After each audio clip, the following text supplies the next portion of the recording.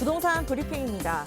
올해 전국 집값이 8.35% 올라 14년 만에 가장 많이 뛴 것으로 조사됐습니다. 전셋값도 6.54% 올라 9년 만에 최대폭으로 상승했습니다.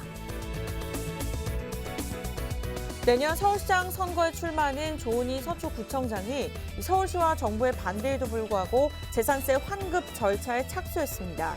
조은희 서초구청장은 조례공포로 재산세 감경은 이미 법적 효력이 발생했고 집행 정지 결정이 없는 한 환급 의무가 발생한다며 28일부터 재산세 환급 절차를 시작한다고 밝혔습니다. 올해 마지막 주인 이번 주 전국에서 6,300여 가구가 일반 분양에 들어갈 예정입니다. 서울은 청약자들의 관심이 높은 힐스테이트 리슈빌 강일이 연내 분양의 연말 청약 경쟁을 주도할 전망입니다.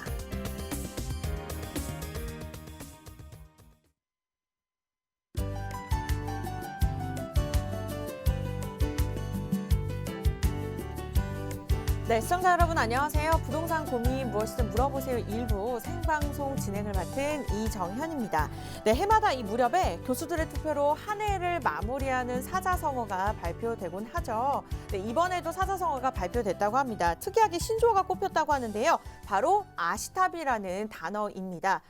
이 의미는요. 나는 틀렸고 나는 맞았고 너는 틀렸다라는 의미를 가지고 있는데요. 코로나가 올해 대유행하고 있는데도 불구하고 이제 정치권은 물론 사회 전반에 걸쳐서 소모적인 주장이 만연한 것을 빗댄 의미라고 합니다. 네, 2020년 이제 얼마 남지 않았습니다. 2021년 이제 신축년 소띠에는 긍정의 사자성어가 통과할 수 있을지 한번 기대해 보면서 오늘 또 부동산 투자 전략까지도 저희가 세워드리도록 하겠습니다. 오늘도 방송 보시다가 부동산에 관련된 궁금증 고민 서울지역번호 02-2638-3970 무료로 전화 주시면 되겠고요. 문자는 정보 이용료 100원 부과되는 샵 3989번 남겨주시면 되겠습니다. 그럼 지금부터 부동산 고민 무엇이든 물어보세요. 시작합니다.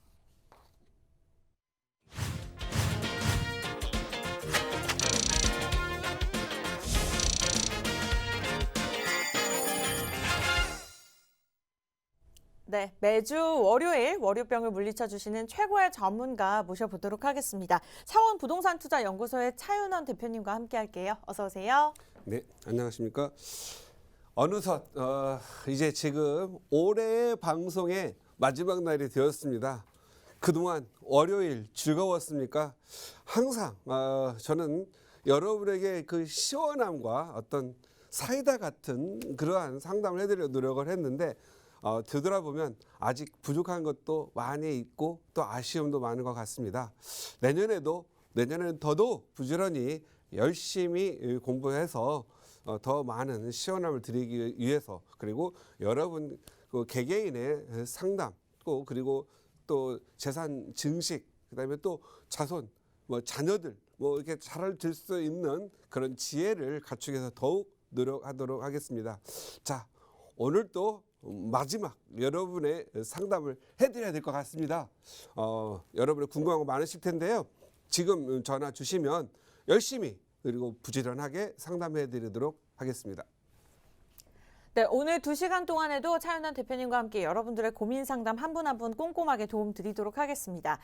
방송 보시다가 궁금증이나 고민 있으신 분들 미리미리 서울지역번호 02-2638-3970 전화 주시면 되겠고요. 문자는 정보 이용료 100원 부과되는 샵 3989번 이용해 보시면 되겠습니다.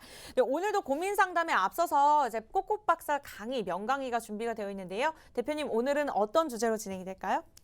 예, 아무래도 올해의 저 같은 경우 마지막 주 방송이기 때문에 내년에 대해서 언급하지 않을 수가 없습니다. 간간히 내년의 전망을 말씀을 드렸는데 오늘 또 짧게 내년 부동산 어떻게 될까 이렇게 이 부분을 가지고 한번 강의를 해볼까 합니다. 제목은 2021년 부동산 시장 대폭락은 없다. 조정만 있을 뿐이다. 이렇게 잡았습니다.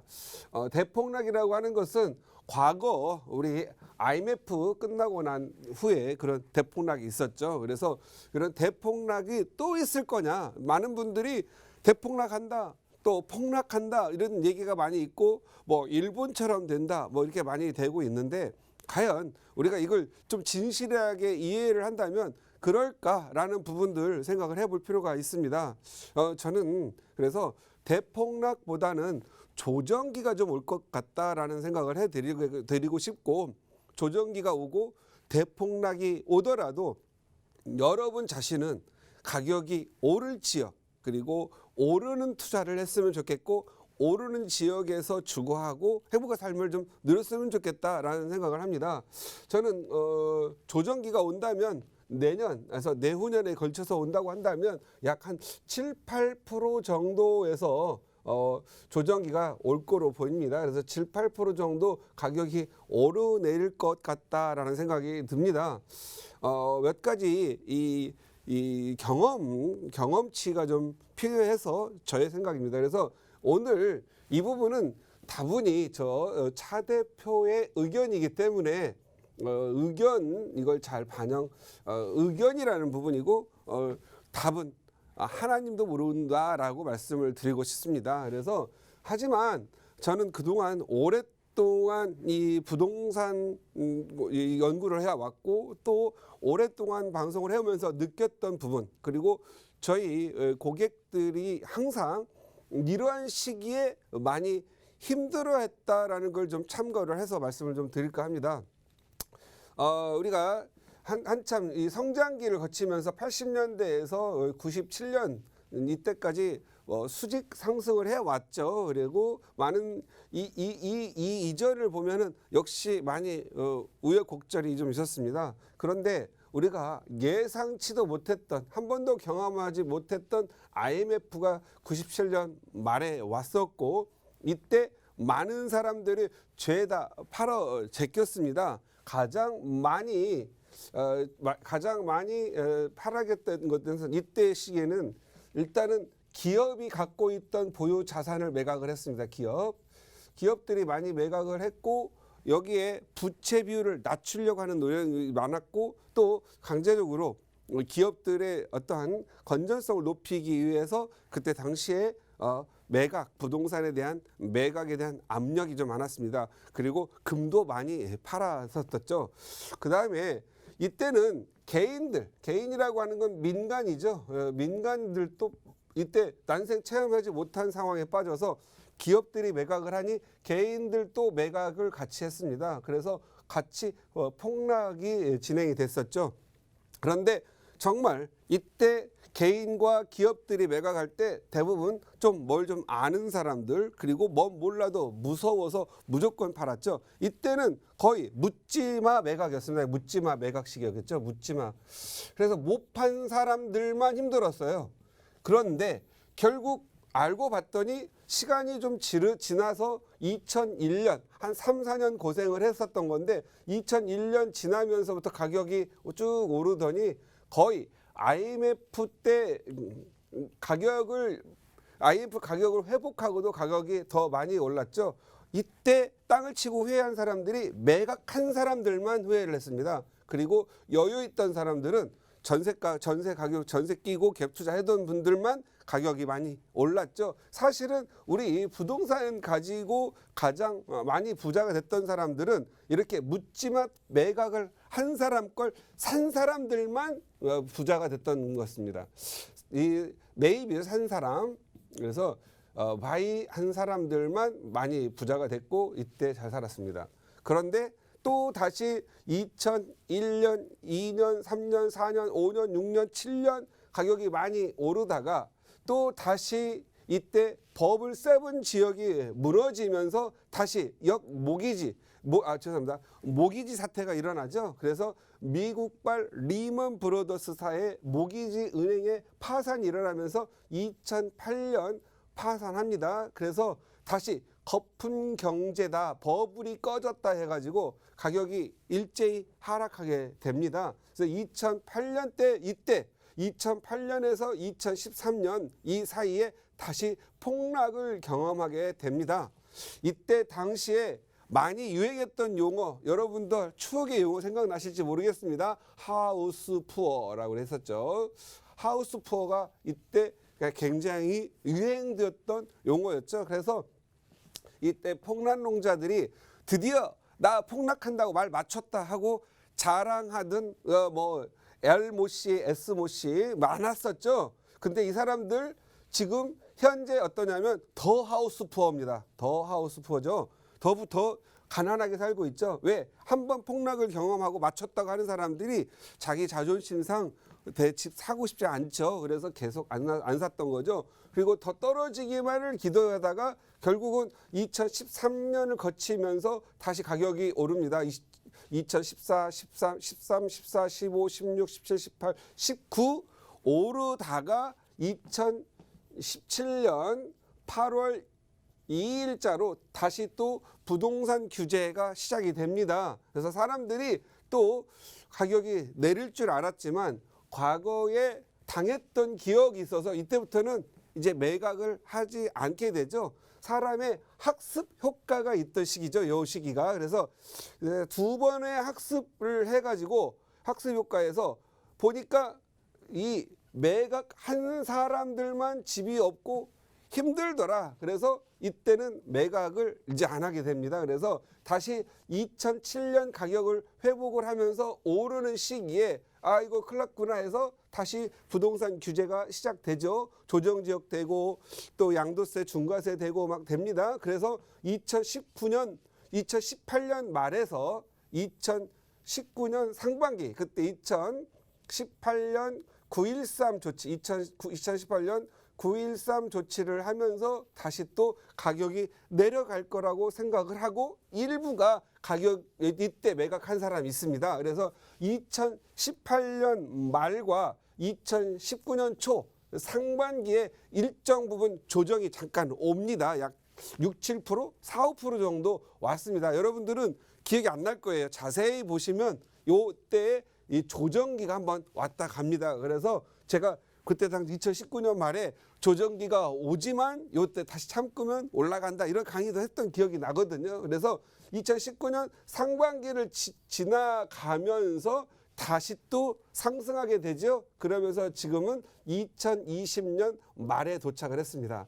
그리고 지금 현재 서울뿐만이 아니라 이제는 각 지역 이제 올해 이제 올 연말에 들어와서는 전국의 주요 지역들은 모두 조정 지역, 그러니까 규제 지역에 들어간 상황이죠. 그리고 읍면 단위들, 조정 지역 안 받은 지역들이 또 다시 풍선 효과로 지금은 틈새 시장이다 싶어가지고 투자자가 몰려서 가격이 지금 오르고 있는 시기죠. 또 내년 초가 되면 그러한 지역들도 가격이 조정 지역으로 들어가게 되겠죠. 요 시기를 좀 보시면 여러분들도 이제 좀 이해를 하겠지만 우리가 절정기에 도달을 해서 폭락기에 바닥을 쳤을 때 과연 많은 사람들은 가장 높을 때 팔고 가장 쌀 때 살려고 했지만 과연 그게 현실적으로 그러하느냐?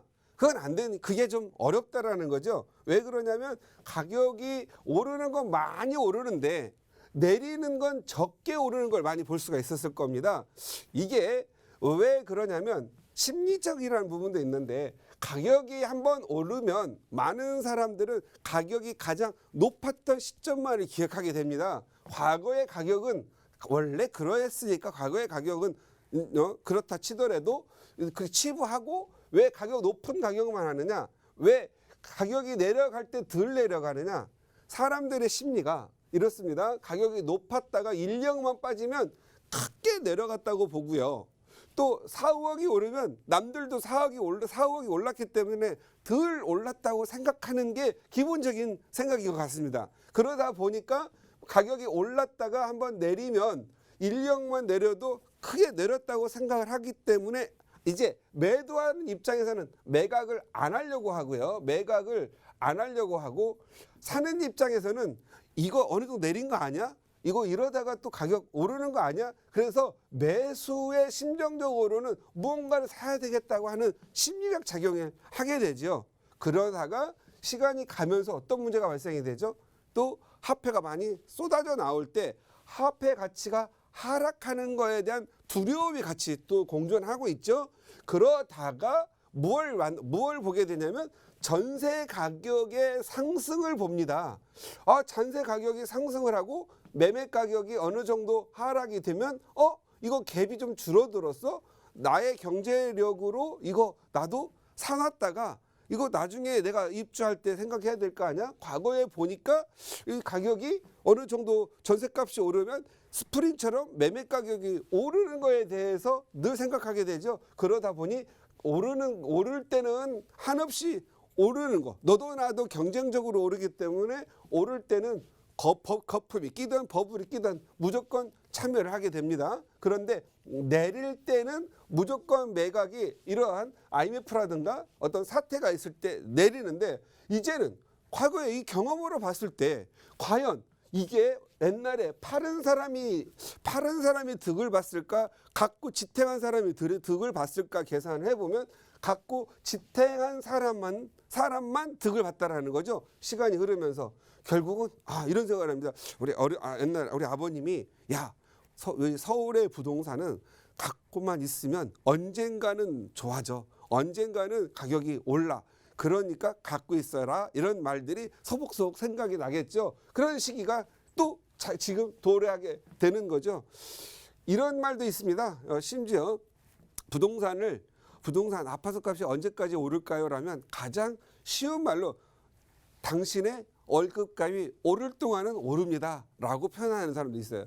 이것도 어느 일부는 맞는 말입니다. 그러나 지금처럼 갑작스럽게 지나치게 많이 올랐을 경우에 이걸 거품으로 인식되느냐에 의해서 가격이 내릴 수도 있겠고 또 조정을 받을 수도 있습니다. 그런데 지금 우리가 요 시기에 고민을 해야 되는데, 지금은 2020년을 끝내고 2021년에 들어서는 시기입니다. 만약에 이 부동산 규제가 계속 된다라고 한다라면 분명히 가격이 더 많이 오르기는 힘들 겁니다. 그래서 조정은 받을 거라는 거죠. 조정을 받는데 가격이 이렇게 60%, 70%, 100% 올랐다고 해서 조정을 받는 기간에 이 100%씩 내리겠느냐, 50%씩 내리겠느냐, 보통 20, 30% 오르면 폭락 수준이 되겠죠. 과연 내리겠느냐, 저는 그렇게 생각하지 않는다라는 거죠. 왜? 과거에 이 두 번의 경험으로 매각한 사람들만 손해를 봤다라는 인식이 있기 때문에 요 폭락이 이루어지려면 여기 가고 있는 매도자들이 무조건 싸게 무조건 이렇게 과거처럼 묻지마 매각을 해야 하는 사람들이 있어야 되는데, 묻지마 매각을 할 사람들이 많이 사라졌다라는 거죠. 왜? 두 번의 학습에 의해서 갖고 있는 게 더 낫다라는 거예요. 이 부분 때문에 그렇죠. 그렇다면 사람들은 여기다 집어듭니다. 일본을 봐라. 일본은 대폭락하지 않았느냐, 20년 동안 내리지 않았느냐, 요즘은 25년 동안도 내리지 않았느냐, 이렇게 말하는 분들이 있는데, 그러면 거꾸로 과연 일본이라는 데가 정말 대폭락을 했고 모두가 다 내렸느냐? 그게 아니라는 거죠. 오를 지역은 올랐다라는 거죠. 일본의 서울과 같은 동경이 있는데, 동경을 중심으로 70년, 60년대 말 70년대 초에서부터 시작된 약 40여 개의 신도시가 이렇게 있는데, 신도시들의 공급은 많았고 인구는 줄어들었습니다. 그런데 이때 당시에 동경의 확대 정책이었다라고 보시면 됩니다. 그래서 인구를 이주시키기 위해서 신도시에 많이 했는데, 결국 동경은 당시에 여기에는 이 도시 재생을 하진 않았어요. 소위 재개발, 재건축을 동경은 하지 않고 외구에 택지 개발을 해서 신도시 공급을 하고 좋은 인프라를 주었는데, 결국 여기에 인기에 의해서 영합돼서 가격이 많이 올랐던 것들이 지금은 폭락이 아니라 거의 공실 날 정도로 도시들의 가격이 많이 내렸습니다. 그래서 잃어버린 20년, 25년을 여기에서 나오는 건데, 과연 서울과 같은 동경이 같이 내렸느냐? 그건 아니죠. 동경은 컴팩트, 소형화되고 컴팩트하고 작아지면서 더 많이 올랐죠. 거기다 대고 2, 3년 전부터 동경이라는 데도 이제 너무 놓아뒀더니 낙후돼서 안 되겠더라. 그래서 도심 재개발이 들어간 거죠. 그러니까 여기 있는 사람들이 동경으로 더 들어오고 있는 거죠. 지금 서울의 상황도 마찬가지죠. 지금 현재 재개발 재건축이 여러 가지 규제와 이런 거에서 가로막혀 있다 보니까 뭐 규제 다른 거 없죠. 뭐 재개발 분담금, 또 재건축 초과이익 환수금이라든가 또 안전 진단 강화를 해서 공급을 지금 안 시키고 있으니까 서울 진짜 살고 싶어 하는 서울이나 대도시 인프라 좋고 자녀 교육시키기 좋고 직주 근접 시설에 살고 싶어하는 열망을 지금 우리도 2기, 3기 신도시로 내보내고 있잖아요. 그러면 이 내보낸 도시들은 일본처럼 깜빡하고 오릅니다. 그리고 여기 투자하는 사람들 가서 보면 여기에서 장기간 그래 여기서 오랫동안 평생 살 거야 이런 개념보다는 내가 집이 없으니까 여기 갔다가 돈을 벌고 나서 다시 언젠가 나와야지. 그리고 이런 마음으로 갖고 들어가는 거죠. 그렇다가 이런 분들이 다시 또 이런 동경과 같은 현상을 발생시키고 있습니다. 그래서 우리가 여기서 중요한 부분은 어떠한 부분들을 이렇게 벤치마킹을 하거나 어떤 레퍼런스를 보고 얘기를 할 때는 부분을 나눠서 봐야 되는데 마치 서울이나 부산을 일본의 뭐 다마시티라 다마현 같은 그러한 도시와 비교를 해가지고 잃어버린 20년 동안 얘도 폭락한다. 이건 맞지 않는다는 거죠. 같은 샘플 집단이 얼추 좀 비슷하고 같아야 되는데 엉뚱한 거 갖다가 대입시켜서 한다라고 대폭락한다? 폭락한다고 하면 이건 얼토당토 않는 비교가 되는 거죠. 그래서 저의 생각으로 이 2020년, 21년이 된 내년부터는 어떻게 될 거냐? 규제로 인해서 가격이 조정을 받고 활발한 거래량을 일으키지 않고 있기 때문에 계속 시세를 유지하거나 급한 분들, 특히 대출 받아서 유지하시는 분들, 부담받는 분들, 그리고 대출을 많이 활용하시는 분들은 힘들가니까 급매로 나올 수는 있겠죠. 그러나 그 급매로 내는 분들도 또한 시세를 계산을 하고 이자율이 낮기 때문에 버틸 수 있는 만큼 버티다가 가는 부분이 있기 때문에 그렇게 급히 낮은 가격으로 내놓을 것 같지가 않다라는 그런 생각이죠. 그래서 제가 봤을 때는 한 7, 8% 정도의 가격 조정은 있겠지만 뭐 20%, 50% 내리는 그러한 대폭락 시대는 오지 않을 것 같다라는 생각이 드는 겁니다. 저 같은 경우에 이 나름대로 조정 요인으로 보면은요, 취득세. 지금 취득세는 이것은 파는 게 아니라 살 때 내는 거죠. 무주택자가 살 때는 1에서 3%의 취득세를 내는데 1주택자가 새로 추가로 구입을 할 때는 8%의 취득세를 내고 2주택자가 다주택자가 살 때는 12%의 취득세를 냅니다. 이것은 새로 취득하게 하는 부분에 대한 억제책입니다. 그런데 어떤 사람이 내 집을 하나 갖고 있는 상황에서 내 자녀에게 하나 사줄 때는 8%, 12%도 각오할 수가 있겠죠. 왜냐하면 워낙 높은 양도세로 인해서 나중에 우리나라가 지금 좀 높은 게 아무래도 증여세 또는 상속세 이런 부분들도 높으니까 거래 여기 이쪽 내는 여기가 있죠. 상속세, 증여세 이 증여세 부분이 높기 때문에 미리 하나 현금 증여를 해서 하나 샀다가 새로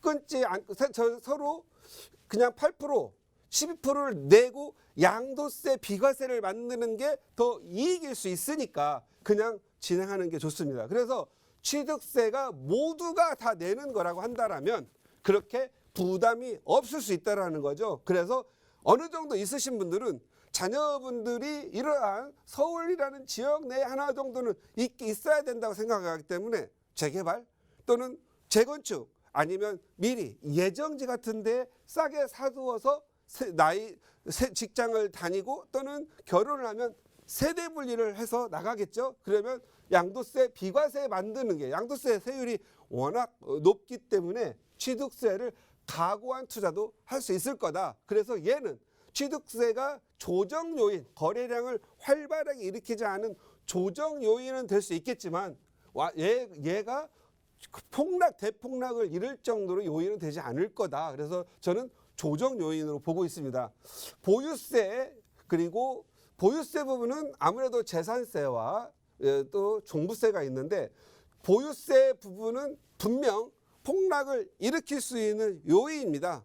물건을 싸게 팔아야 되겠죠. 그래서 이 보유세 부담이 있을 때 분명히 가격을 하락시킬 수가 있는데, 가격이 제가 보는 견해에서는 이 보유세 부분에 대한 부분이 부담스러워서 가격이 너무 폭락할 정도로 싸게 낸다라면 차라리 증여를 하거나 차라리 이 상속까지도 가져갈 수 있는 요인이 될 수 있습니다. 그래서 오히려 보유세가 높은 부분에 대해서는 지금 많은 분들이 부담을 지고 있는 건 사실입니다. 어떻게든 떨어서 팔아야 되는데, 팔고 나면 어떻게 할 거냐? 은행에 넣어둘 거냐? 아니면 주식을 할 거냐? 거기에 대한 정확한 답을 찾지 못하고 있어요. 왜 그러냐면 지금 현재 우리나라 경기가 굉장히 침체돼서 무너진다고 할게요. 그러면 팔고 나서 은행에 둘까요? 아니면은 주식에 둘까요? 폭락한다고 한다면 경기가 침체되고 경기가 하락 구매에 들어간다면 다 불안하겠죠. 이럴 때는 차라리 인플레이션, 화폐 가치가 하락이 되니까 그냥 보유하는 게 더 나을 수 있다고 생각을 할 수 있습니다.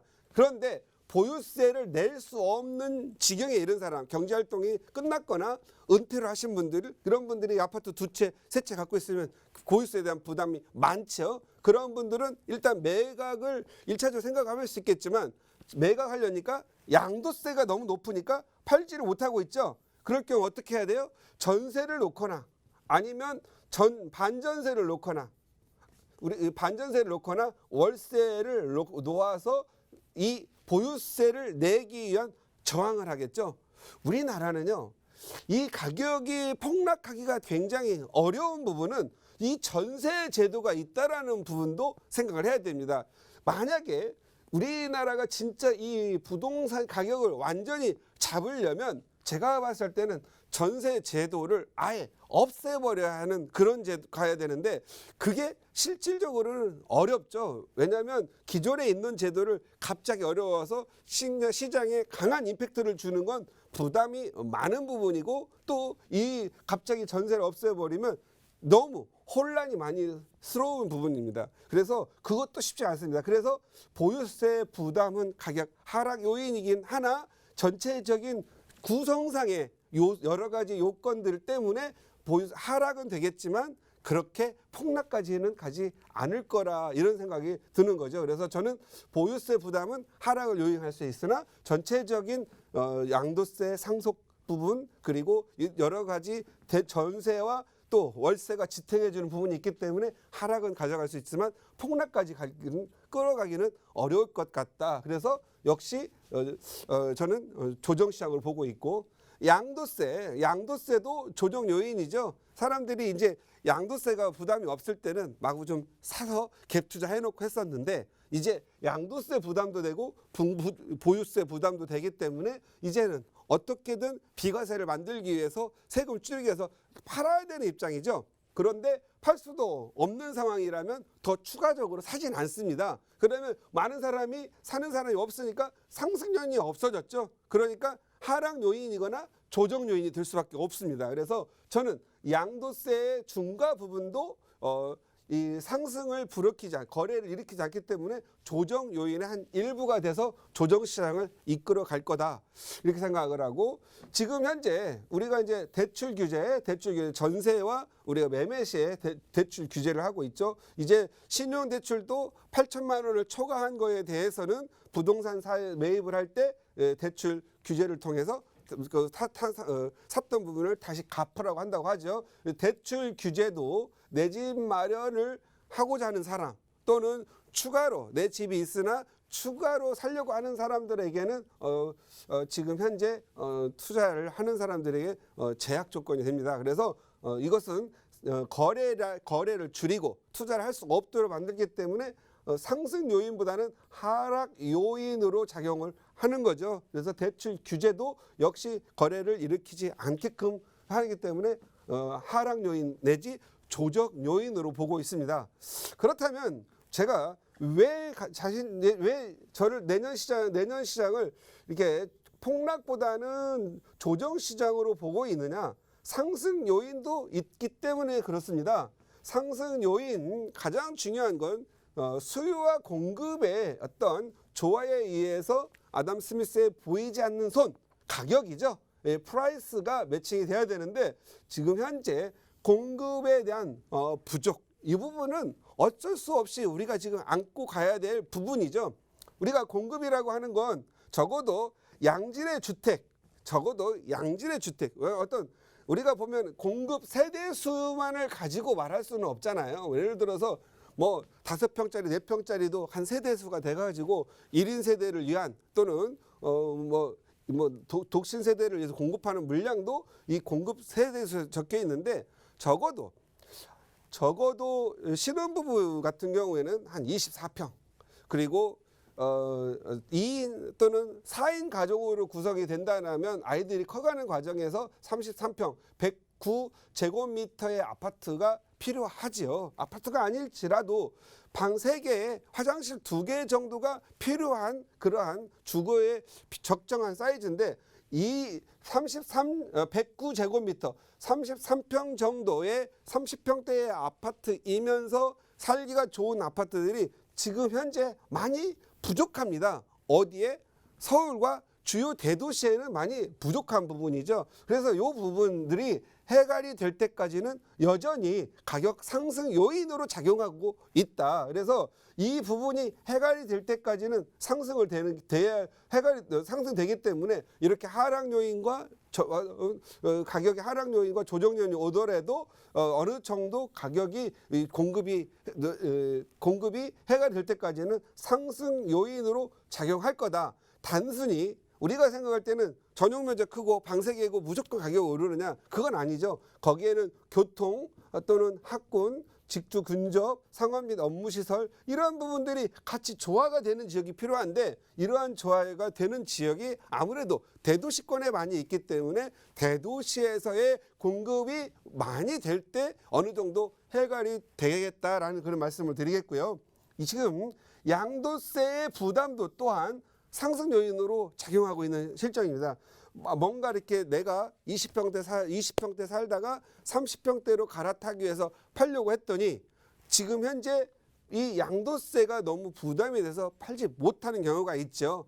1년 우리가 보통 일시적인 2주택자 사자마자 1년 이내에 매각을 하고 그 집에 들어가야 되는데 또 그렇게 안 되죠. 현실적으로 돈이 좀 부족하고 사놓긴 했지만 다른 데서 좀 살면서 돈을 좀 더 모아서 들어가야 되는 부분도 있고 한데 1년 이내 또는 2년 이내 이걸 하려고 하니 힘듭니다. 그러다 보니까 양도세 비과세 기간을 못 맞추죠. 입주를 못했으니까 결국은 중과세에 걸려있기 때문에 팔지를 못하죠. 그래서 결국은 전세나 월세 시장 내보냈죠. 그랬더니 1+1에 걸려가지고 전세값도 올릴 수도 없고 기존 세입자도 이전하니까 시장에 매물이 나오지를 않죠. 그래서 지금 현재 양질의 주택에 지금 현재 수요와 공급상에서 엇박자가 있어서 수요는 많은데 공급이 지금 부족한 상황이죠. 이 부분을 끌어가는 데는 어느 정도 시간이 소요될 수밖에 없습니다. 그래서 서울의 자가주택 보유율이 50% 이하죠. 이 50% 이하인 상황에서는 여전히 수급에 대한 불균형이 있다라는 거죠. 저는 개인적으로 생각하기에는 자가주택 보유율이 한 70% 정도 도달을 할 때 부동산을 가지고 돈을 벌려고 하는 사람보다는 주거로 만족하는 시기가 더 오지 않을 거냐 같지 않아요. 그때 가면 하락도 있을 수 있고 지금 생각하는 것처럼 부동산 가격이 지금 바라는 것처럼 부동산 가격이 안정적으로 갈 수가 있지 않겠느냐. 그래서 지금 양도세 부담으로 해서 출구가 없다. 그래서 제가 봤을 때는 만약에 이렇게 인위적으로 공급이 안 될 경우에는 이 양도세의 부담을 좀 줄여주는 기간이 좀 필요하지 않겠느냐. 뭐 예를 들어서 양도세를 일정 기간 일반세율로 하거나 양도세 부담을 좀 줄여주고 나서 그 기간이 지나면 양도세 중과세가 엄청나게 좀 세게 갈 테니 그 기간 안에는 처분을 해라. 이런 정도가 있다라면 일시적으로 폭락이 올 수는 있겠죠.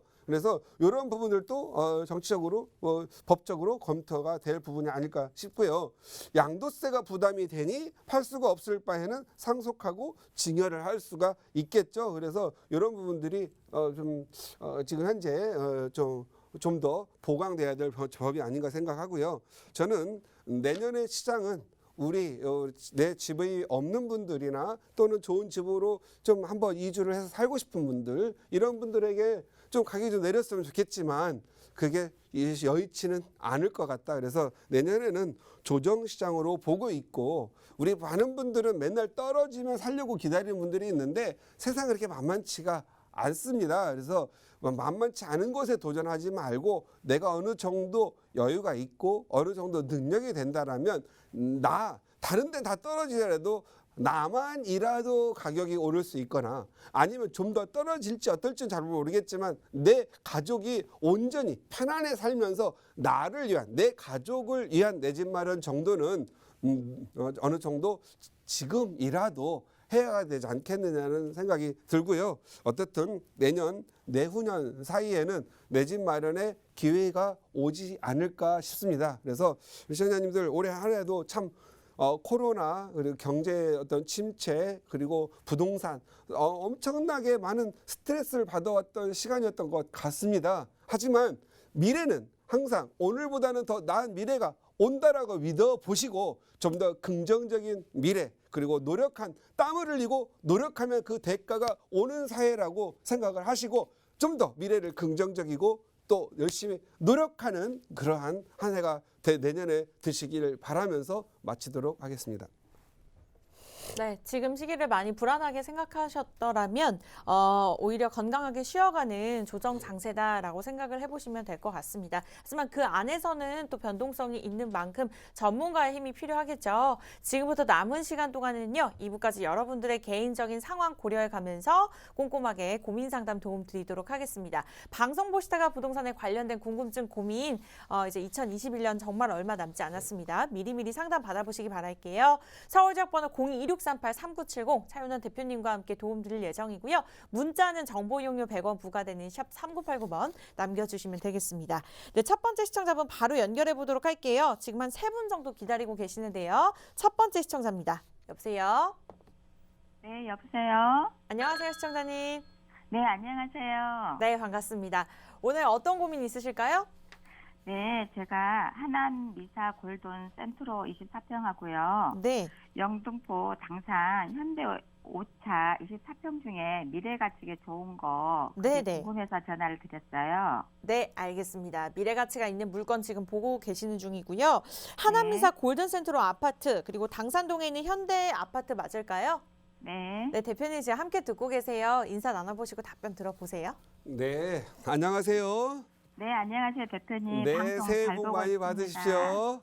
네, 감사합니다. 아, 예, 오늘 어떻게 연말이다 보니까 제가 내년 부동산 전망하다 보니까 좀 방송을 좀 길게 해서 네. 강의를 좀 길게 하다 보니까 많이 기다리기 죄송하고요.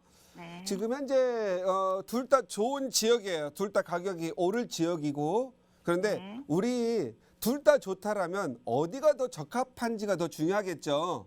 네. 예, 누가 사서 어떻게 할 예정이에요? 투자 목적이에요? 주거를 목적으로 하는 거예요? 투자 목적이에요. 아, 투자 목적. 네. 좀 더 먼 미래를 본다고 하는 거하고 한 3, 4년, 4, 5년을 내다보는 거하고 좀 틀리는 부분이 있어서 네. 몇 년을 바라보고 지금 투자하시려고 하세요? 한 3, 4년 정도예요. 아, 3, 4년 정도 내다보고 하신다고요? 네. 예, 3, 4년을 내다보는 거는 미사 쪽일 것 같고 10년을 내다본다면 영등포 쪽일 것 같아요. 아, 네. 네, 영등포 쪽을 먼저 말씀을 드려볼게요. 네. 영등포 쪽에 제가 봤을 때 앞쪽으로 보면 일단은 당산역 2호선과 9호선 있죠.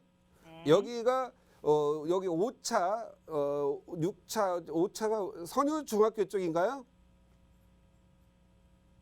시청자님?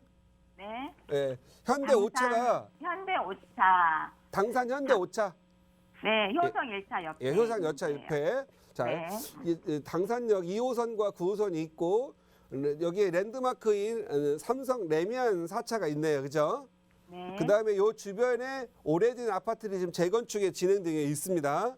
네. 요 동네가 이제 아파트로 형성되고 있죠. 네. 자, 영등포 우리가 항상 우리가 도심, 그다음에 영등포, 그다음에 강남 순으로 개발이 됐죠. 네. 요즘은 이제 잠실까지 이렇게 내려갔는데 영등포가 어떻게 보면은 우리나라의 어떤 도심으로서는 두 번째로 탄생을 했습니다. 그리고 강남이 생기면서 영등포가 빛을 잃게 되죠. 원래 강남이 원래 이름이 뭐였어요? 강남 지명 이름이 없었어요. 없어가지고 예, 영등포가 잘 나갈 때 영등포의 변방이다 이렇게 변방이었죠. 영등포에 그래서 변방이다 해가지고 여기가 영동지구였습니다. 원래 이 70년대에는 강남이라는 이름이 없어가지고 뭘로 이름을 넣을까 하다가 영등포의 동쪽에 있으니 영동지구라고 이름을 했다가 여기가 이제 계획된 도시다 보니까 강남이 커지고 도심으로 되다 보니까 영등포가 2대 도시였지만 힘들어지죠. 그래서 구도심이 된 거예요. 예, 이제 구도심이지만 여전히 지금 현재 많은 사람들이 살고 있고 물동량도 많고요. 여의도, 영등포 이 일대에 지금 현재 많은 분들이 살고 있습니다. 그런데 이 구도심이 이제 너무 낡았으니까 다시 또 도시 재생을 통해서 좋아지려고 하고 있죠.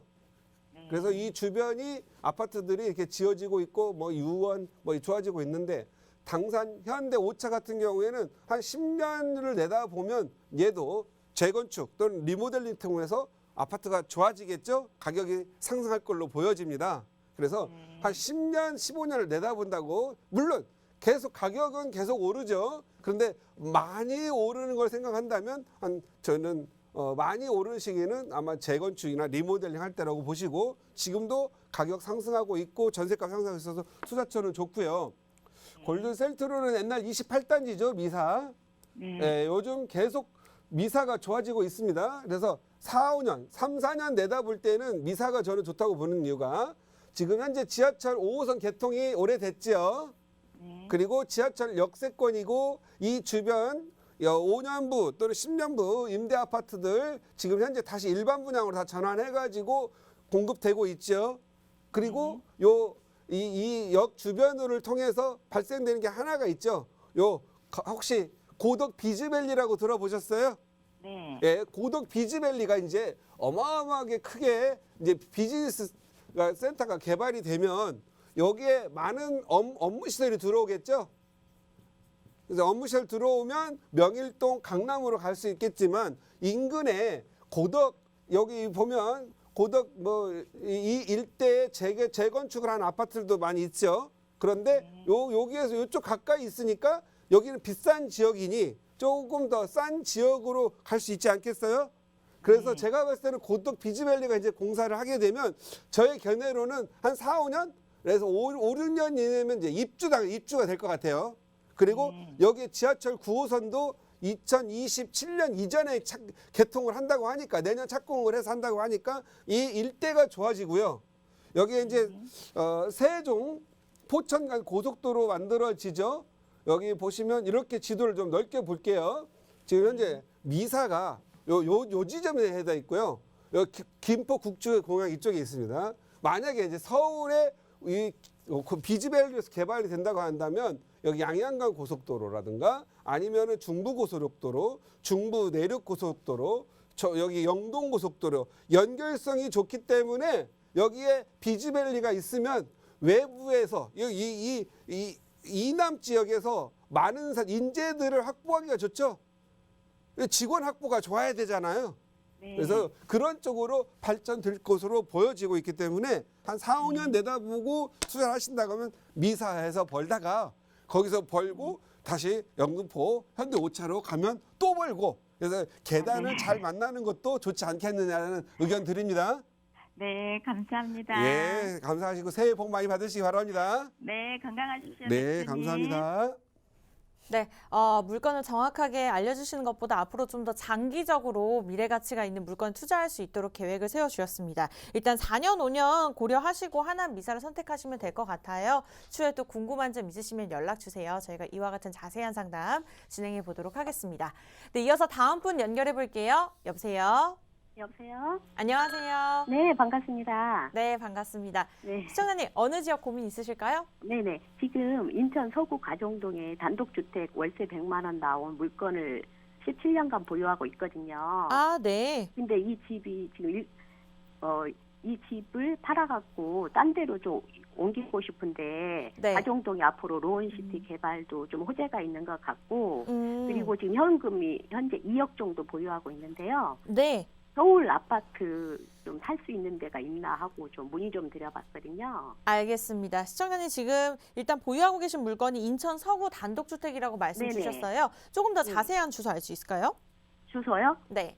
인천 서구 가정동 네. 495-27번지입니다. 495-27번지요? 27번지. 예. 네, 알겠습니다. 이 물건을 매도하면서 한 2억 정도 현금을 보태가지고 서울 지역에 미래 가치가 있는 물건이 어디가 있는지 대표님도 지금 함께 찾아보고 계세요. 아니 현금은 네. 지금 현금 2억 보유하고 있고 5억 정도 됩니다. 아, 네, 알겠습니다. 그렇게 진행해 보도록 할게요. 대표님과 인사 나눠보세요.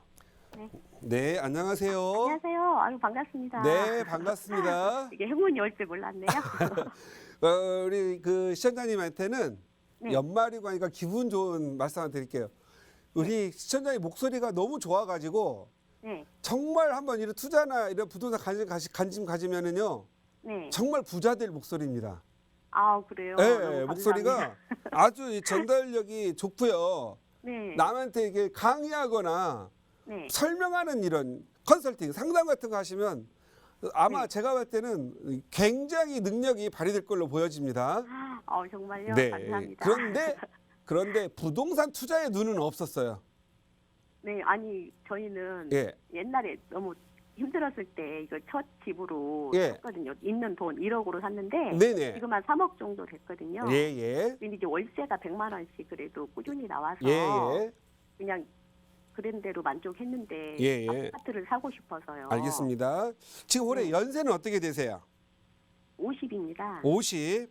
네네. 앞으로 75세까지 25년을 벌어야 되는데 네. 이거 매각하세요. 지금 우리 시청자님은 월세가 필요한 게 아니고 아 그렇군요. 예, 이건 제가 봤을 때 네. 가정동이 앞으로 여기 이 지하철 7호선 이제 개통될 거예요.